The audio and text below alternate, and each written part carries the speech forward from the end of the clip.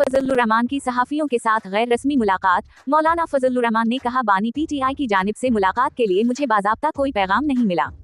तफसीलात के मुताबिक सहाफ़ियों ने मौलाना फजलुर रहमान की इयादत की। मौलाना फजलुर रहमान का कहना था कि बानी पीटीआई की जानिब से मुलाकात के लिए मुझे बाज़ाब्ता कोई पैगाम नहीं मिला।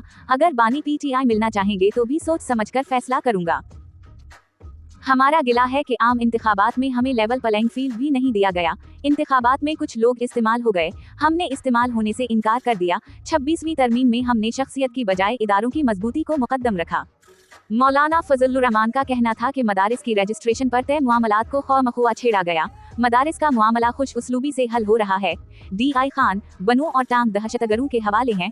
टांग से अदालतें और सरकारी दफातर भी DI खान मुंतकिल हो चुके हैं। खैबर पख्तूनख्वा में हुकूमत की कहीं रट नजर नहीं आ रही। PTI के साथ मरकज में वर्किंग रिलेशन है, लेकिन सूबाई मामलात पर हमारा अपना अलग मौक़िफ़ है।